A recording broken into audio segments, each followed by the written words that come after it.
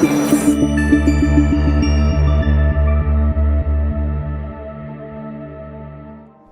are listening to Veterans Action Report on KGRA Digital Broadcasting. I'm your host, Nick, coming to you live from St. Paul, Minnesota. And I'm Andrew Canales, coming to you live from Evergreen, Colorado.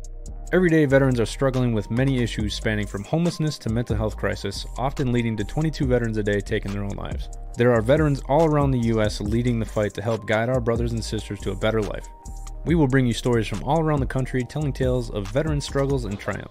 Every episode benefits veteran-run nonprofits Warriors Next Adventure, helping veterans fight PTSD through recreational therapy and new adventures. And Houses for Warriors, helping solve the homeless crisis, leading veterans to a better lifestyle. What's going on, everybody? Welcome to Veterans Action Report on KGRA Digital Broadcasting. Thank you again for KGRA for giving us this time slot. As many of you know, KGRA gives us this time slot for free. They don't charge us, which is amazing. It's a public service show, and so they actually give us time to talk about veterans issues. We get to talk about veteran entrepreneurs, veteran athletes, veteran authors. And for those of you just tuning in and you're not familiar with our show, I'm an Air Force veteran. I served 6 years from 06 to 2012, deployed 4 times to Iraq and Afghanistan. I was a 50 cal gunner on convoy teams, and struggled with some PTSD, a couple other issues with mental health, getting out of the military, and eventually led to a failed suicide attempt in 2015. Luckily for me, I suck at killing myself. I know it's a joke about suicide, but it's my joke. It's my story, so shut up. So the thing is, you got to learn to laugh about things, right? This show is labeled as a it's labeled as a motivational show. It's labeled as a inspirational show, but it's also labeled as a comedy because I truly believe in laughter, and comedy is the best medicine. I'm just getting done with a cold here, so if I got to clear my throat a few times, I'm sorry, guys. I apologize. I'm going to do my best not to. So today we're going to have on a guest. It's going to be Patriot Homes, Minnesota. We recently started talking about a couple weeks ago, and he reached out and wanted to talk about his program. We're talking about the hockey tournament here in Blaine in Minnesota, May 28th and 29th. It's going to be a big fundraiser for Warriors Next Adventure. And then we're trying to raise as much money as we can. And he reached out, we started chatting. I said, Matt, why don't you come on the show? You know, you're a veteran entrepreneur, you own your own business, and let's essentially talk about that. So I'm going to bring Jay on here. What's up, buddy? How you doing? Hey, it's going good, man. How about yourself? Not too bad. How's the audio? Does it sound a little bit better now? Yep, except for that coffee got going there. Yeah, sorry about that. That's not going to go away anytime soon. Real quick, for those of you listening on the radio, you can go ahead and text 612-467-9489 if you have any questions for myself or Jay. Again, that's 612-467-9489. I can't read very well. So how you doing, man? I'm doing good. This weather in Minnesota needs to make up its mind, but dude, it was like 60 degrees yesterday. It's snowing today. It's obnoxious. Tired. Absolutely. Okay, so how did you find out about Warriors Next Adventure? I'm not 100% sure. It might have been a sponsored ad in my area because I do live in the Blaine area with the hockey tournament. But you know, I'm kind of involved in many different veteran organizations, so I'm guessing they just kind of talk to each other, and hey, Facebook does its magic. Here we are. Yeah. Are you on Minnesota Veterans, the group? I am assuming so. I mean, out of the 13, 14 different ones I'm a part of. Yeah, in Minnesota, there's 2 Minnesota veteran groups. One of them, like, they don't do any updates, and I was trying to get in the group for like a month, and finally just started my own, and we just hit like 500 members or something like that. So Minnesota Veterans is actually a group that I started through Warriors Next Adventure, but it's for all veteran events and activities. So I always tell people, if you're trying to hire and you want to target veterans, throw it in there. If there's any other veteran nonprofits or groups that are doing fundraisers, I'm like, put it in there. There's too many groups that have like rules and shit about advertising and scan. It's so annoying. Yeah, one I found that was pretty good is called Trust Vets. Yeah, Trust Vets is awesome. Yep, so it's just a screening service kind of, and then everybody knows, hey, if they're in there, we're good to go. So I do like them. Past that, like you said, there's so many out there. Yeah. Trust Vets. I went to their changeover ceremony. God, I think it was October, maybe. Yep. when they had a new CEO. I'm not sure if you were at that one. It was pretty Nope. small. There's only about 20 people. It's now veteran run. It initially was started by a civilian, but he decided that he wanted to be run by veterans as well. Which, if it's Makes for sense. that, it's yeah, I get it, but I don't think that's a reason to quit. But he's got all kinds of different things going on, and the new guy's pretty cool. So Trust Vets is actually going to they're going to have a booth at the hockey tournament May 20th and 29th. So we're turning that into a small veterans resource fair too. Awesome. Awesome. So tell us a little bit about what you do. Your business name is patriothomesmn.com. You guys can go ahead and check out that website. So what is it that you do, and what inspired you to start your own business? Well, obviously, coming out of the service and everything like that, working for civilians is a struggle. I think everybody runs into that same thing. Anytime I get in a leadership position, everybody's like, "Why are you so mean? Why are you yelling at me?" When it's just straightforward talk, basically. So, but no, I got out of the military and started doing some side work for cash, running the unemployment chain like everyone else. And I liked siding, roofing, all that kind of stuff. It was nice being outside. And then actually got out of it, got offered a position as a personal training manager some way, somehow, just because I was at the gym all the time. And I did that for actually really well for like 5 or 6 years through Bally Total Fitness. Okay. So I was running some gyms, doing all that. Once again, start moving up the chain. HR is like, you can't talk to people that way. So, definitely kind of moved away from that. And then actually, what got me out of that whole situation was, unfortunately, my brother was part of the 22 we lose every day back in 2013, I believe. So that kind of put a spiral into the world a little bit for me. Sure. Started getting a little bit of trouble. Not only that, it's losing a veteran, but also losing a family member. Absolutely. That's a 2-for-1. That hurts. Absolutely. So, kind of a side note on that, within 6 months of that situation, guy I went to high school with actually became in the 82nd Airborne as well. I ran into him one random day in the field, so that's pretty cool. Reached out on Facebook talking about, hey, I had a bad day, and left it pretty vague. And I actually reached out to him, even though I haven't talked to him in years. And come to find out, it actually was an intervention and actually stopped him from taking his own life that day. People underestimate the power of a phone call. One conversation can change somebody's life. 100%. I still got the messages on my phone, and it was just, hey, man, what's going on? Oh, you still here? You still there? No, this, that. End of the day, nothing was said, but it was still enough. That's actually why I started my own suicide hotline, crisis hotline, suicide, whatever you want to call it. And we've had 98 calls on it since December 2019 when I started it. And anybody who's called that number is gonna. I'm not your typical suicide prevention guy. I'm not one that's gonna call and just talk about statistics and shit like that. I'm gonna be like, "What's up, dude?" And we're just gonna bullshit. And eventually, it's gonna get to the point where we build we build a relationship, and you build rapport with each other, and eventually you get to the point where it's like two friends talking, and then you take your mind completely off of it, right? And so what a ruminating thought loop is, right? Absolutely. So essentially what you did is you broke that ruminating thought loop for him, and that's what you need to do in these kind of crisis intervention stuff. So with any kind of suicide prevention training, breaking that ruminating thought loop just by getting them thinking about something else, whether it's just bullshitting. So I mean, you absolutely saved his life with that conversation, man. Actually, my wife gives me crap all the time because it's a small little argument, this, that, it's no big deal. But half an hour later, I start talking about the stupidest things just to break that thought loop. And she's like, I know what you're doing. So Well, she should just let you. She's like, I know. play into it. It still works. 6 years later, it still works, but I need to maybe do 5, 6 stories versus 1 or 2, but I'll get her to go. So yeah. It's funny too, because I saw a TikTok the other day, which I hate that stupid app, but sometimes I get lost in it. And I was listening to this one guy, and he's like, women always get mad at guys because they ask us, what are you thinking about? And sometimes we just say nothing. He's like, but sometimes it's not nothing. But we just say that because it's so obnoxious that we don't want to tell you. And he starts talking about getting a donkey, and then he starts talking about, what donkeys are famous for. It's just like, sometimes our brains just go a million different miles an hour. Like I can go from being pissed off, the next thing you know, I'm just laughing about something stupid because I'm doing that on purpose. I don't want to think about it.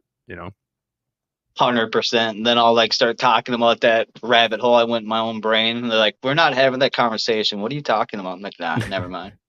I know, right? Just change subject. Change subject. You know what I think it comes from though is being deployed and having to stare at in the desert for 4 hours and just find a way that you can actually mentally deal with it and not fall asleep, be aware, whatever the case may be. Yeah. What branch were you in again? I was in the 82nd for 4.5, 5 years. Okay. When were you done? Were you done at Bragg? I'm assuming then. Yep, I was down at Bragg. I enlisted in 2004. Went to airborne school, and of course, I was going in. I'm like, I want to be 11 Bravo, and they're like, well, you did pretty good on your ABSFAB. You can kind of do whatever you want. I'm like, no, 11 Bravo. I got to basic. I'm like, oh, that's why he didn't want me to go there, huh? Yeah. But see, I was got a right 32, choice. Man. Like I got enough to get into the Air Force. Right. I wasn't good at tests, man. Right. So it was pretty cool though. We were actually with the Army guys that went down to Hurricane Katrina to deal with all that relief. Okay. So that was pretty cool, and that was the first thing dealing with storm restoration. I guess I was on the front lines of that. Which when was Katrina again? Was that what 08? Oh, when was it? 06? No, I'm sure 05. somebody in the comments will let us know. Right. So I believe that was 05 because then I got deployed in 06 for our 6-month deployment that turned into 9, that 12. And then the surge happened in Baghdad and it turned into 15 months real quick. Yeah. So, but those are long deployments. Yeah, it's kind of nice though. You're already there. You kind of stop forgetting how nice it is back home and all the luxuries, and you just kind of go through day to day and do what you got to do. Yeah. Yeah, it's like in the Air Force, we did 6-month rotation, so it was obnoxious. So I went into basic in October 2006, and then I graduated in December. Back then, basic was only like 6-7 weeks for Air Force, and then 14 weeks of tech school, which is what do you call it in the Army again? A school AIT. or whatever. AIT. Yeah, there you go. And then I got to my base, and I was only there for a month, and I deployed for pre-deployment training. I was gone for 7 months, maybe 8 months. I got back, and I only worked maybe 1 month on my regular job and deployed again. Got back from that one and didn't start working until like January 2009. And I got in trouble because I didn't. We have to do qualifying tests, and you're supposed to do one every single year. And it was 2008. I'd been in for 2 years and I'd never tested. And so I got pulled in front of the commander and I was getting cussed out. I'm like, why am I getting yelled at? Like, you guys keep deploying me. It's not my fault. So it's like typical military, just get mad at you, get you in trouble for them fucking up, It's obnoxious. Absolutely. Military is good for that. Just like when we got back from our deployment, they're trying to keep that 12-month non-deployment window. Yeah. But they just did it for that brigade or fighting team, whatever you want to call it. They would move everybody to different brigades, and then they would deploy again in like 2 to 3 months. So. Yeah, it's obnoxious, man. Like, I spent a total of 11 months on my home station in 6 years. Absolutely obnoxious. I was probably 5 or 6 out of about the 5 years. So yeah. So when were you in Bragg? What time frame? So I got there in 04. And then Katrina 05, and then deployment was 06 to like middle of 08. Okay. And then you were back at when did you get out? Right after they hold you for the 90 days to make sure you guys ain't crazy, Oh, okay. Okay. So you were down in Bragg the same time I was at Seymour. I was up at Seymour Johnson right up the road. Gotcha. In Goldsboro. Absolutely. So North Carolina Nice. keeps bringing me back there. It's a beautiful state, but people don't move fast enough down there, I tell you. Yeah, I actually I was just down in South Carolina about 2-3 weeks ago or something like that on a jiu-jitsu tour, and we're down at Myrtle Beach, Columbia, Greenville. We're up in Charlotte for a little bit too. Um, I love it down there. I just can never live there again, man. That humidity was obnoxious. Wake up at 7 a.m. It's already 88 degrees and humid. Yeah, no, I'm good. Oh, I'll stay here in Minnesota. I'm perfectly happy with this cold weather. absolutely. It helps you judge how long the year. It's like, was that 2 winters ago? I know, It right? really helps break up the years. So, sorry, my phone is vibrating here. It's driving me nuts. So when did you start your company? So I started getting into the trades in like 2014. Just really liked being around, honestly, like the labor force is a Mhm. lot like the veteran force. Same mentalities, everybody's giving each other crap, Oh, sure. living off, energy drinks and nicotine. Uh, so I did that for about a year and then, you know, had a kid, all this fun stuff going. And, uh, the project management side was definitely where I was destined to be. Mhm. I helped run a company that was working out of Minneapolis, Denver, and North Carolina. Okay. So I traveled around between those three locations for about 2 years. And then, just natural progression and us being veterans and military, we want to run things a certain way Yeah. and certain SOPs that need to be met, no questions. So I broke away about 4 years ago and started Patriot Homes. Nice. Yeah, so when I got out, I worked for Pinnacle Wall. You ever heard of those guys? Not off the top of my head. Um, Carpenters, just steel framing and sheetrock. And then I worked for them for a while. And then let's see, when I quit the state patrol last year, the state patrol wouldn't give me my leave for my tour. And so I didn't want to get paid. I was trying to take a no paid leave and they ended up canning me. So I said, whatever, I'm done. I quit. And when I got back from that tour, I got a job at, you ever heard of Tradesman International? Yes. I actually really enjoyed working for them. The pay scale is a little obnoxious. I get it, but like, they're paying a company $40 an hour and we're getting paid 20, something like that. It's a little jacked up, but I get it. I actually got contracted by Jermu Painting. They do painting and sheetrocking, stuff like that. So I totally get what you're saying. Like the atmosphere is very similar, but the work ethic and some of the people that I worked with, like there's a couple times where my boss came to my site and it was me and two other guys. I was painting. You ever heard of the Chanhassen Motorplex No. down in Chanhassen? Oh God, dude. Oh my God. It's like these $5-6 million buildings, and there's a bunch of them, and they're all what do you call it? They're man caves for Man rich cave. people, bro. Like these guys had I like, did see. dude, these guys had like Batmobiles, like multiple, like two or three in a garage, like Scooby Doo vans. It was crazy. I saw like a Murcielago. There was like a '98 Dodge Viper, which is like the first year of Vipers. Those things were amazing. And I was out there and I was 3 buildings ahead and I was actually spraying, and then everybody else behind me was trimming because the trimming was a pain in the ass. But with the spraying, you had to do a base coat. I'm sorry, the primer. The primer had to sit for the night, and then 2 base coats.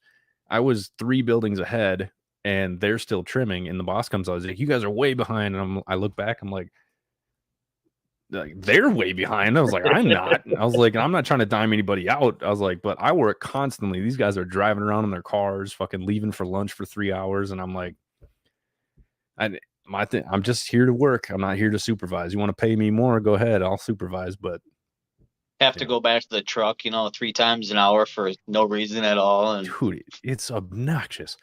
And I'm the kind of worker too, like where I just shut up and work. I just want to get it done. Even though there's 8 hours in a day, I feel like if I finish the project, then we move on to something else.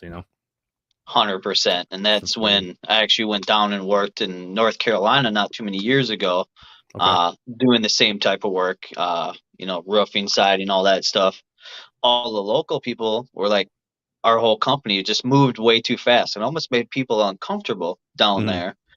It was a lot of retired people, Yeah. stuff like that. But I mean, there were The contractors South down does there. move a little slower.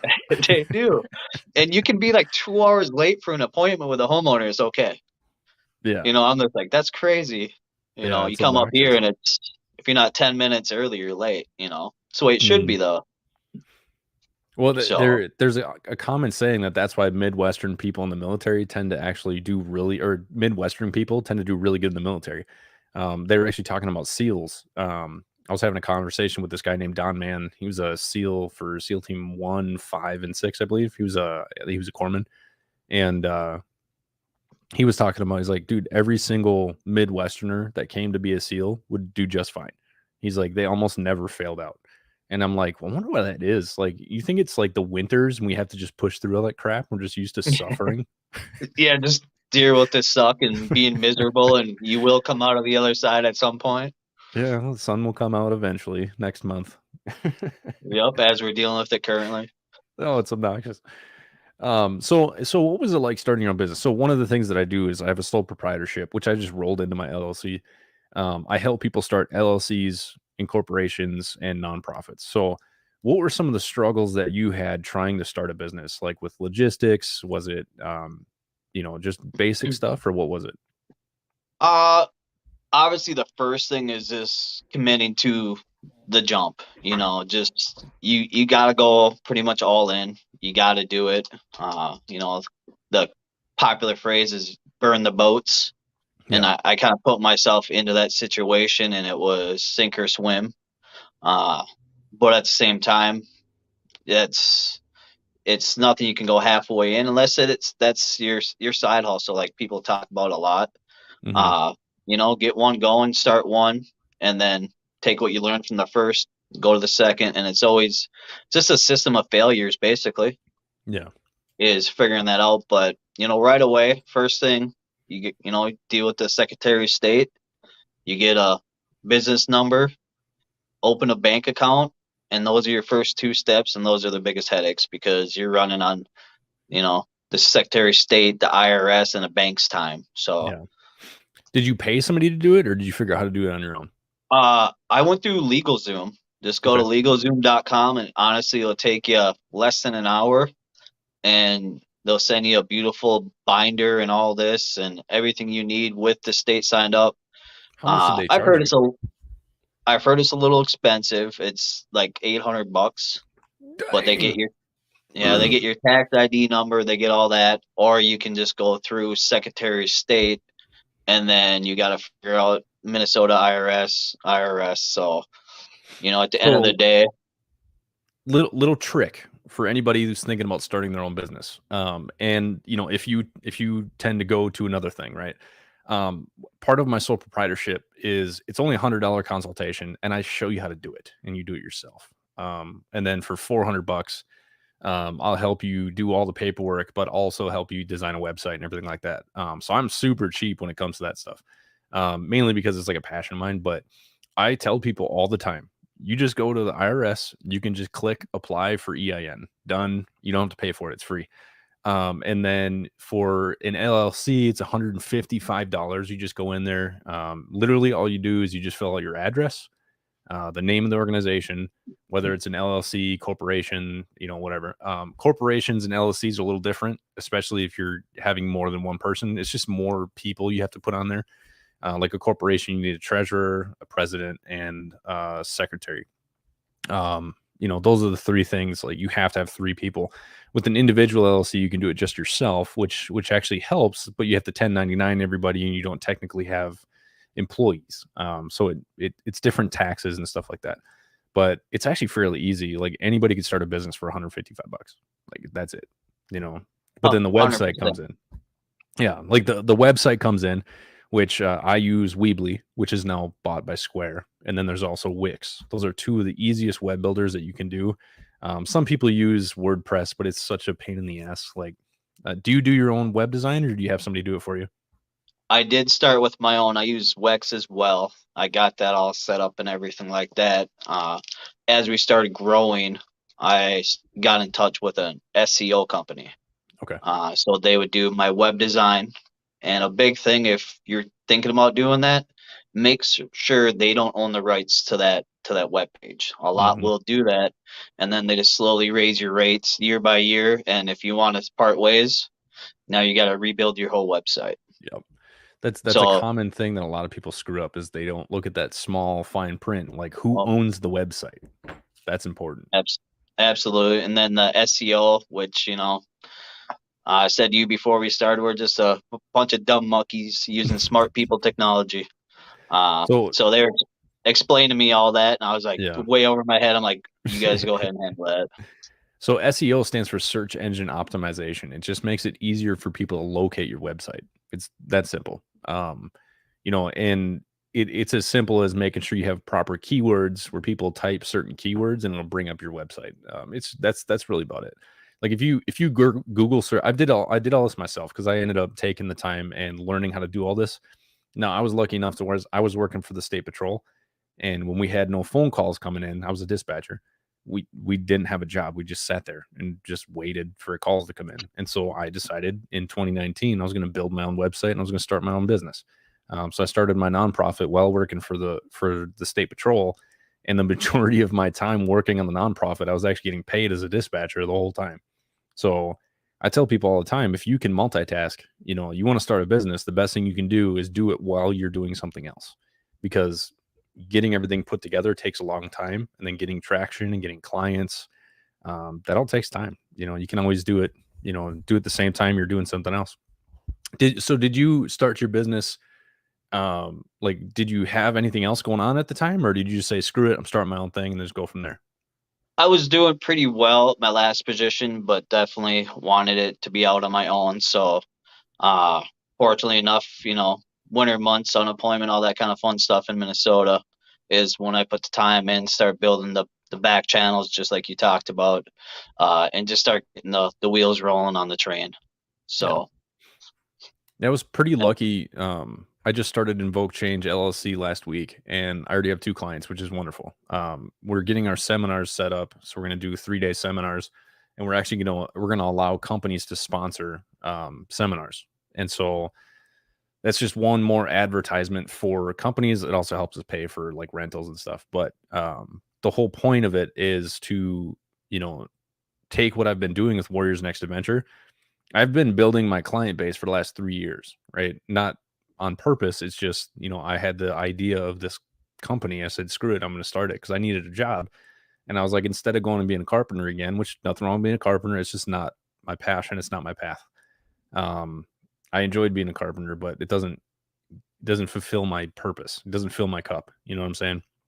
And so I was lucky enough to where, again, I already have this thing going, and I lost my job in 2000 or last October. I ended up getting cancer, and believe it or not, lucky enough, at the same time, I just got approved for 80% through the VA, and it's just enough to float by. And so I said, screw it, I'm just going to run the nonprofit full time. And then I realized after about 2 months, like, that's $2,000 a month is not enough. It's kind of a pain in the ass trying to live off of that.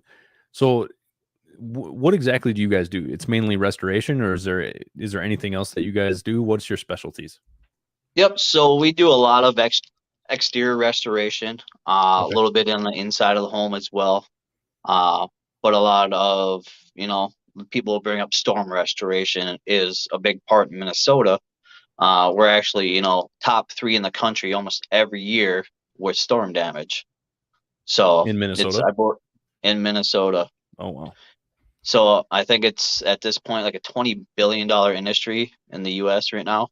One of the top 5 fastest growing industries. Wow. So maybe Al Gore is right about something. I don't know, uh, but no, The we're able man bear to pigs. man bear pig, right? 3 for day. So, but the big thing what we do a lot of times, people are like, oh, you're roofers, and that's my labor force is they're out there swinging the hammer, stuff like that. But the big side of it is the project management and being able to work people, either if it's a retail, working through the process of picking the right product colors for their home, or if it's the insurance process, which everybody knows can be fun. Yeah, I can't Uh, imagine that's a good time.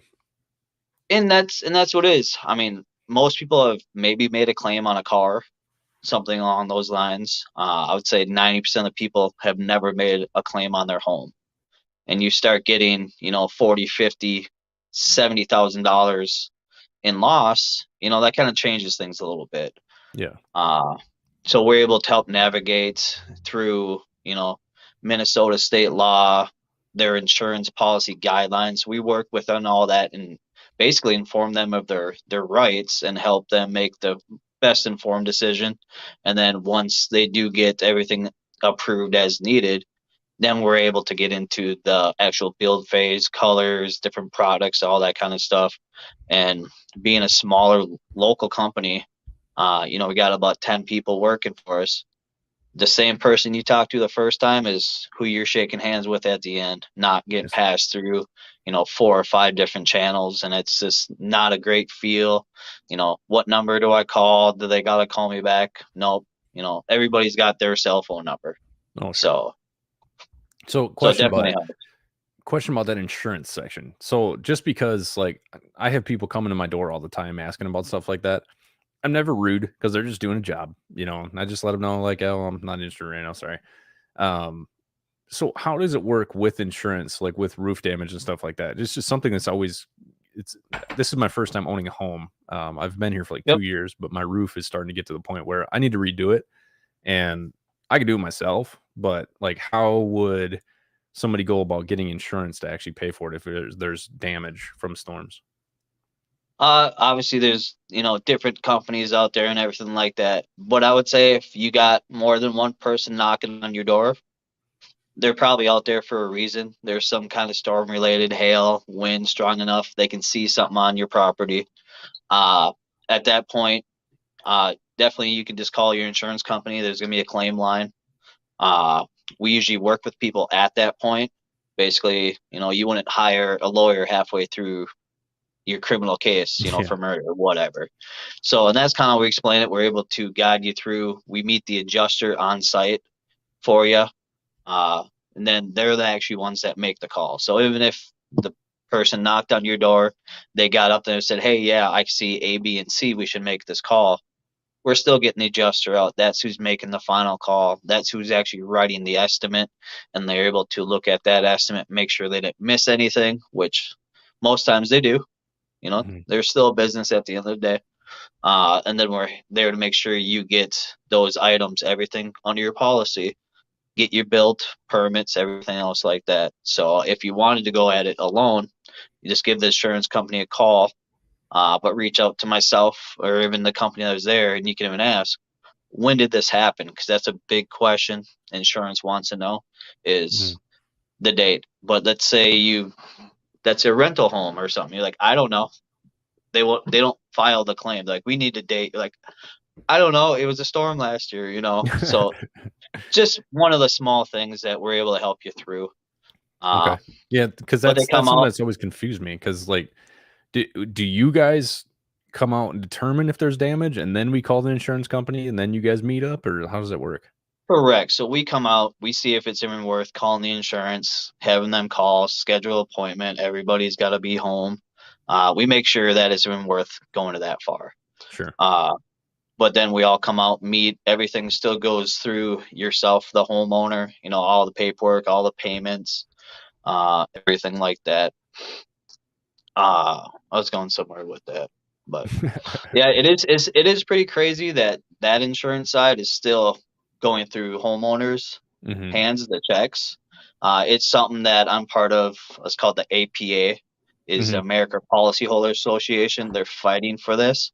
But if you go get a heart transplant, and it's $500,000, imagine if the insurance companies were just cutting checks to homeowners and, hey, go pay your doctor, go pay the hospital, go pay this.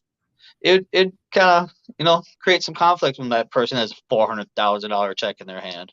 Oh, sure. But so we're working on that. But at the end of the day, storms is something you can't protect against. A lot of people are afraid their rates will go up, they'll get dropped. But it's considered an act of God still. I don't know how they can still call it that, being 2022. I know, right? But at the end of the day, if you're seeing roofs going on in your area, siding and all that stuff, your rates are going to go up, you know, because they can raise the rates of a zip code. They can't raise your rates individual wise based on Okay. storm. Interesting. I didn't know that. Okay. As exciting as talking about insurance is, we're gonna move on. um, Absolutely. so tell us a little bit about yourself, man. Like I like to get a little bit more in depth. With this podcast, we talk a lot about mental health. I'm sure you were aware of that.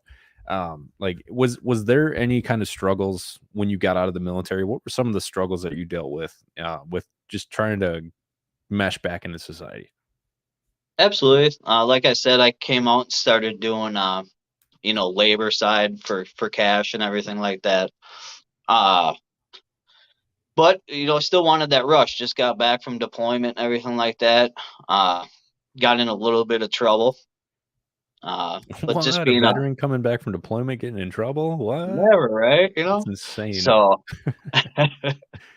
but like I brought up to you, I didn't personally think I had any, mental health, which most of us don't. Being a Mhm. veteran, I'm Irish, all that fun stuff. But when I lost my brother, I told my mom like, hey, I'll go talk to some people because it is something that runs in my family. Mhm. My dad took his own life when I was like 2. His Oh, sorry to mom, hear that, man. and her mom. So this is now 4 generations all around the age of 30. And I am 29. So my family's like, are you okay? You know, Yeah, it's so understandable. Did he have any kids? he did hit 2. How old So were they? 13 and 9-ish, I would say. Oh, this is the So worst age too. Man, absolutely. I'm sorry to So hear that, dude. That's terrible. You said yep, this it was was back in definitely 2013, you said? 2013, correct. So how did your family go about dealing with that? Did you guys get closer, or like how did that affect your family life?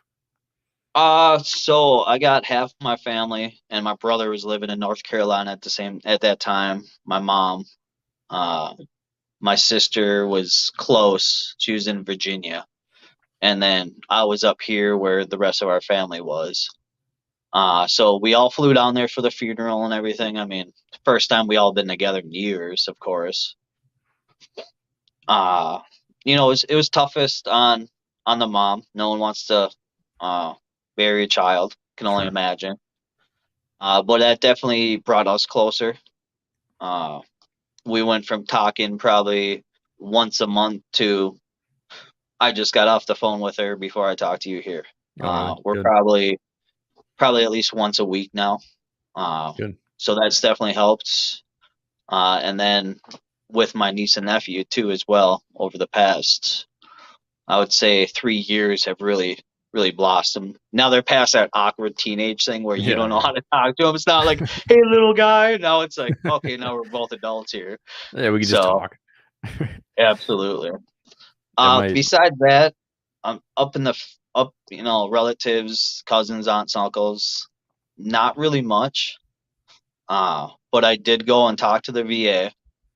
I always heard horror stories and everything. I've never actually used a lot of VA care, but I did go in there and I did kind of see what people talk about. It was within a week, I was sitting down with someone, the one that prescribes the pharmacy to you. mhm. Yeah, the She was, psychologist or whatever. I always get the two mixed up. Yeah, I mean, I do So, too. but yeah, so I met her within, I think, like 3 days, and they were like, here, you need this, you need this, you need that. I'm like, no, I just want to talk to someone first, kind of explain what's going Yeah. on, and then we can talk about that. It was like 2 months, and I got rescheduled on twice before the first time I actually sat down and explained what was going on. That's obnoxious. See, that's the issue with that, and that's why the Veterans Care Act was so amazing. And again, this has nothing to do with Trump. Just the fact that it got passed by him, people hate it, but whatever. So the Veterans Care Act doesn't matter who passed it. The fact that this act has actually been passed is absolutely amazing. I know 3 veterans who actually got new legs because of this Veterans Care Act. So essentially, the way it worked out is a vet had to like drive hours to get to a proper VA facility. Now, if there's only 2 in the state, right, it's about a 4-hour drive to the northern part of the city. Imagine having to drive all the way down to the Twin Cities every time you have an appointment. That's obnoxious. And so now they actually started to create smaller, like smaller clinics, but then there's different clinics that people can use if the VA is not available.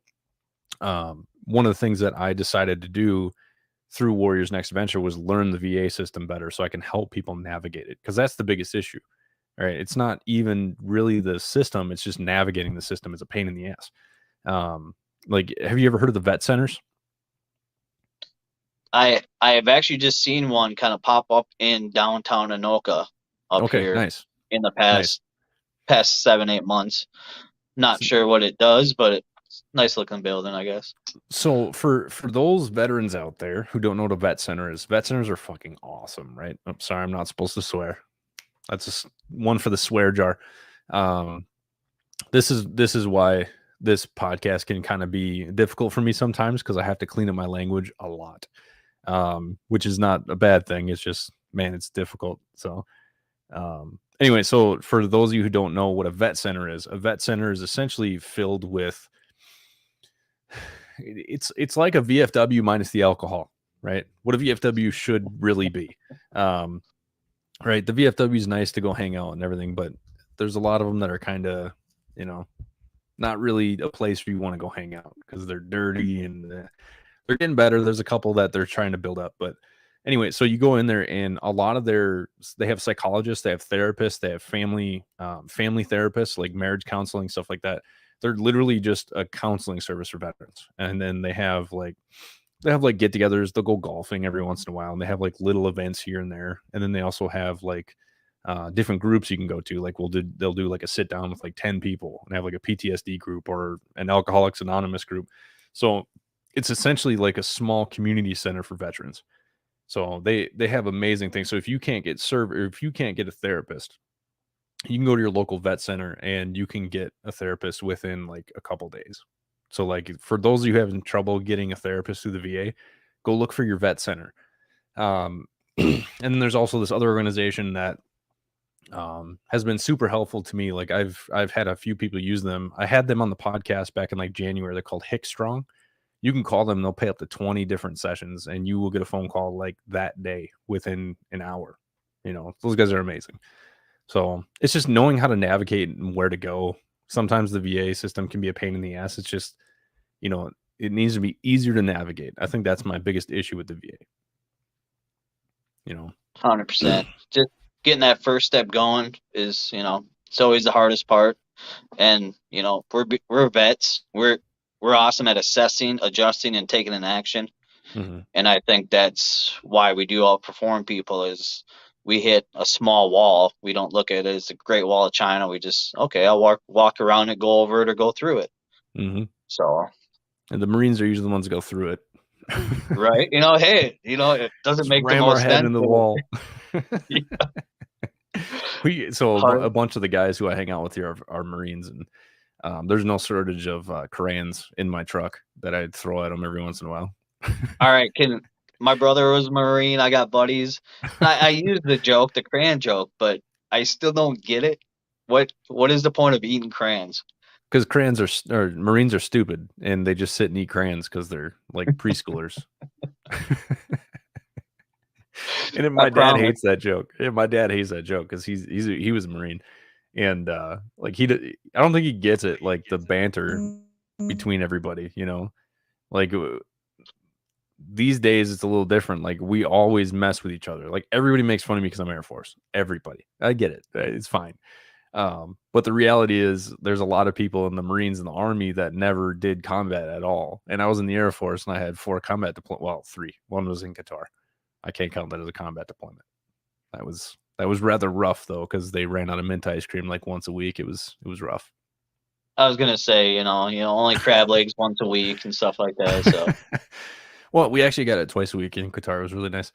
and then Chicken Wing Monday. Woo, the food was so good there, man. I'm not gonna lie, but it was an When I army was base.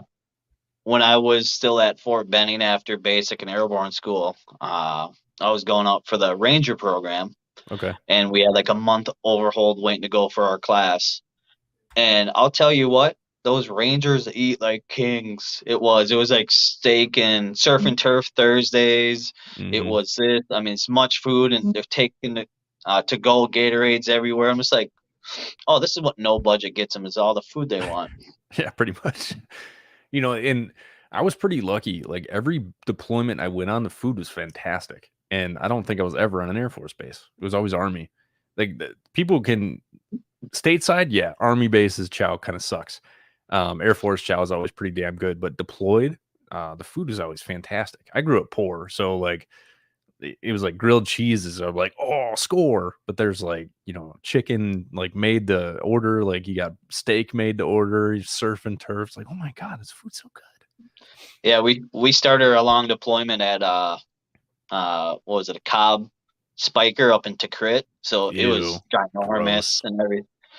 And it was, like you said, any kind of food, 3 meals a day, gyms, freaking movie theaters, and all this Yeah. stuff. And then about halfway through, uh, our lieutenant went through like Fallujah and everything as an MP and Hmm. enlisted, came back, went through OCS, and then we got him. So he was a superstar, very dependable. So we became just this platoon of QRF basically for the whole area.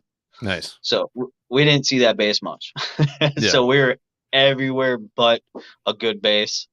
And I mean, I wouldn't have wanted it any other way. I mean, living out of the trucks, doing this, part of every major operation, north of Baghdad for, 7, 8 months. Hmm. Uh, we actually end up taking over the little town that Saddam got caught.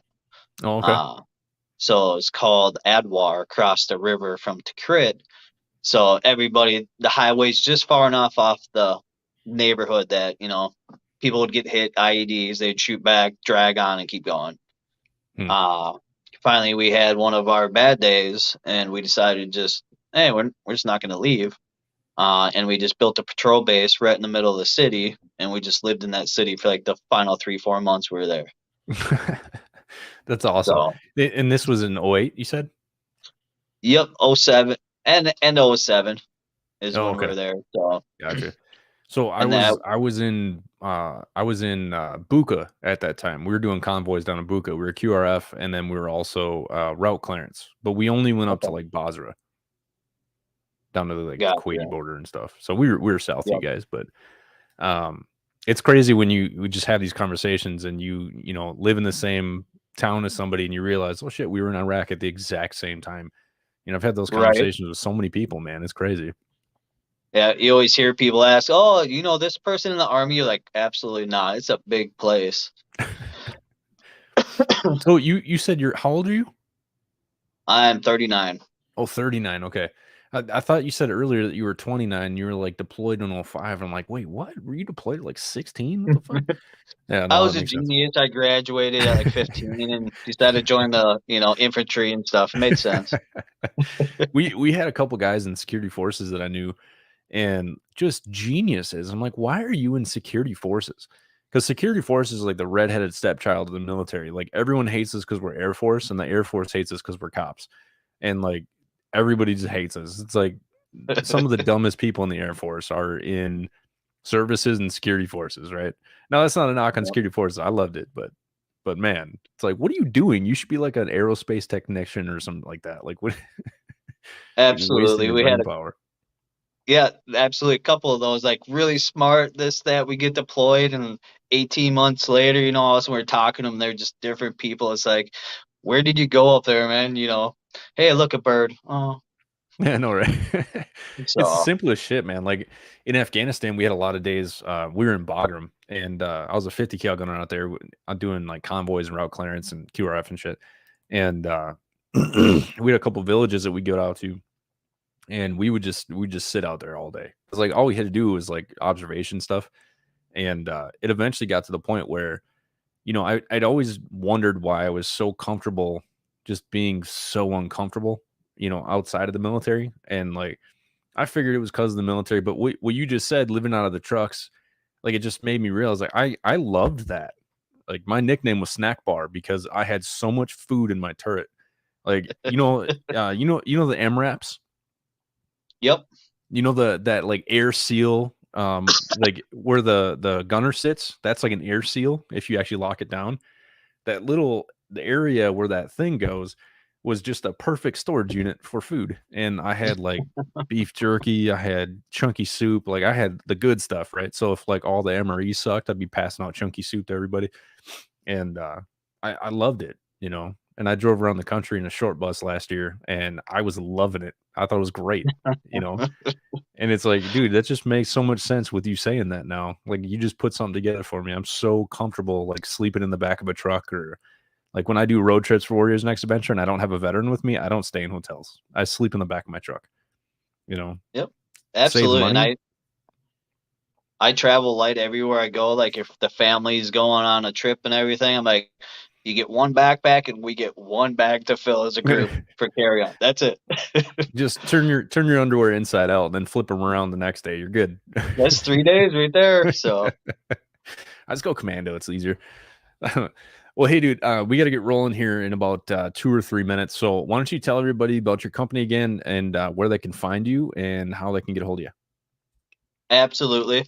It's Patriot Homes LLC. Website is patriothomesmn.com. We're located up in Andover. We basically work all around the city within an hour. We've been down past into Faribault up to almost Mille Lacs over to Buffalo. So we kind of hit everything surrounding.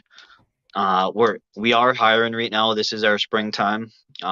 I tell a lot of people, hey, we're hiring. They're thinking they're installing a roof. That's not the case. We're basically out developing with homeowners and stuff like that. And we do paid training. And at the end of the day, I'd say our average project manager will make 6 figures in their first 18 months they're here. Wow. So what it's I want you to definitely do, go into Minnesota Veterans in the group that I'm in and put a post on there and tell everybody who you are, that you're a veteran, that you're hiring, everything like that. Go ahead and use that group for advertising. That's what it's there for. So I want veterans in the group that are looking for jobs. I'm sure you use Trust Bets too, right? correct. Okay. Awesome. Yeah, those guys are great. All right, dude. Well, don't go anywhere. I'm going to drop you off, do my closing, and then we'll chat after the show. Okay. Awesome. I appreciate it, man. Keep doing what you do. Thanks for coming on, dude. I appreciate it. All right, guys, go ahead and check those guys out. It's patriothomesmn.com. Awesome, dude. This is actually the first time we talked, which is usually the case with a lot of my guests, which is fine. But I hope you guys enjoyed the show, enjoyed some of the military banter from deployments, and how awful Qatar is for a deployment and how rough it is running out of mint ice cream. It was terrible. Go ahead and check out Houses for Warriors. It's the other nonprofit that this show benefits. And Houses for Warriors is stationed over in Denver, Colorado. They have a group home for veterans. I think as of now, they have 3 veterans in that house, which is amazing. I think they work with like HUD-VASH, and there's a couple other organizations that help fund the house. Andrew raised the funds to pay for the house for the whole year, which is actually fantastic. So me and him are working together and possibly building a house here in Minnesota as well, and potentially taking his program nationwide, which is awesome. Hoping to see him soon. Again, check out warriorsnextadventure.com. You can go check out all of our stuff for the nonprofit. We're a 24/7 suicide hotline. We also help veterans with PTSD and suicide prevention. We provide free life coaching. If you're looking for a little bit extra and you're not a veteran, go check out icseminars.org. It's a new company that I started to help people with life coaching. We charge, we do a 15-minute consultation, and then we'll do a life coaching. We'll help you find your maximum potential and help you figure out who the best version of you is. Thanks you guys for listening, and thank you to KGRA. Perfect.